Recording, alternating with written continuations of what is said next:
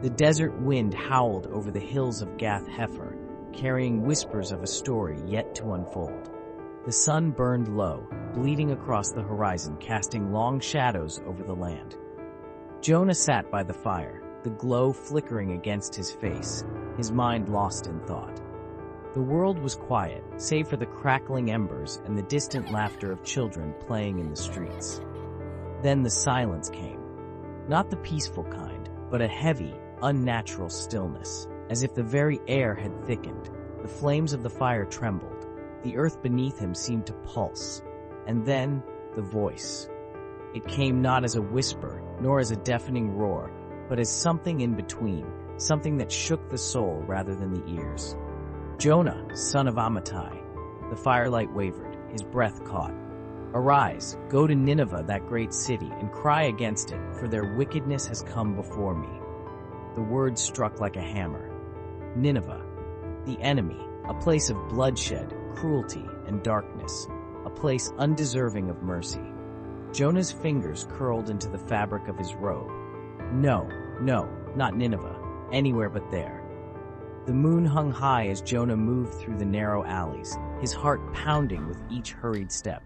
He could not do this. He would not do this. If he ran far enough, perhaps God would find another prophet, another messenger to carry out this impossible task. The salty scent of the sea reached him before the waves did. Joppa's port lay ahead, a gateway to escape. He approached a merchant ship bound for Tarshish, the edge of the known world, far enough surely to be beyond God's reach. Coins exchanged hands. The gangplank creaked beneath his feet. As the ship pulled away from the shore, Jonah exhaled, his body sinking into uneasy rest. But can a man truly flee from the presence of the Almighty? The first sign of the storm was the unnatural silence. The wind shifted. The waves, once gentle, grew restless. Then, the first crack of thunder. The sky split open. The sea roared, hurling itself against the ship. A mountain of water rose and crashed upon the deck, sending sailors sprawling. Their voices, seasoned men who had known the sea all their lives, were laced with terror. They cried out to their gods. They threw cargo overboard, desperate to lighten the load. But the storm would not relent. Below deck, Jonah slept, his dreams heavy, burdened by guilt, but the cries of the men dragged him awake. A hand grabbed his shoulder, shaking him. "Wake up, sleeper. Call upon your God. Perhaps he will save us." Jonah's breath shuddered as he stumbled onto the deck, rain lashing against his face. The ship groaned like a dying beast. The men, eyes wild with fear, cast lots, searching for the one responsible for this wrathful tempest. The lot fell to Jonah. "Who are you?" they demanded. "What have you done?" Jonah swallowed hard. "I am a Hebrew. I serve the Lord, the God of heaven, who made the sea and the dry land."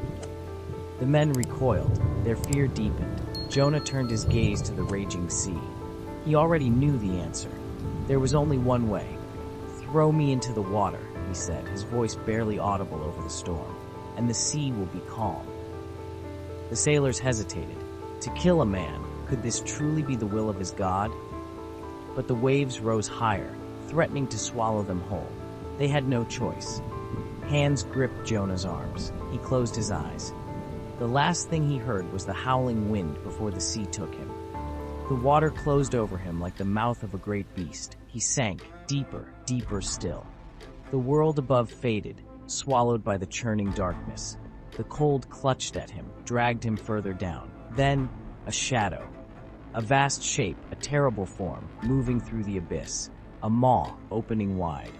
Jonah did not even have time to scream. The world inside the beast was neither life nor death. Darkness pressed in from all sides, thick, suffocating. The air was damp, heavy with the stench of decay. The walls moved, alive, shifting around him. Jonah curled in on himself. Was this Sheol? Had he been cast into the very depths of the grave?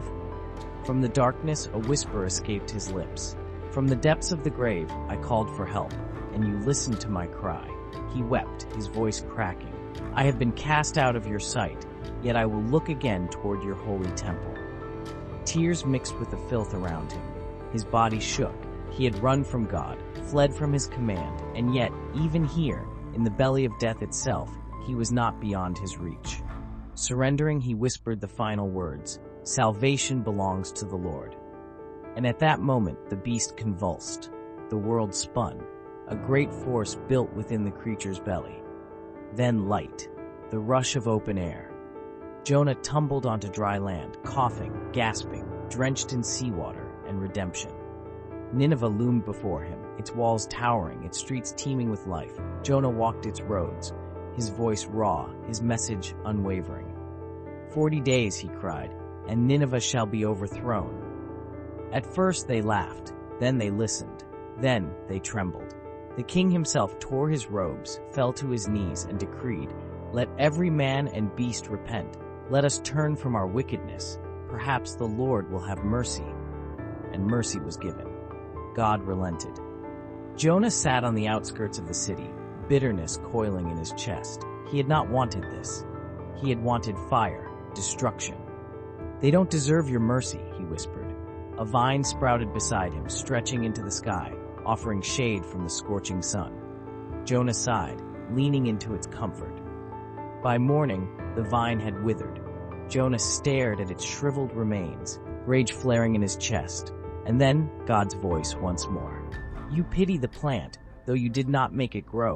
Should I not pity Nineveh, where more than 120,000 souls dwell?" Jonah had no answer. The city stood before him, forgiven. And so ended his flight. The wind stirred once more, carrying his story across the ages, a whisper to all who would listen. You can run from God, but you can never outrun his mercy.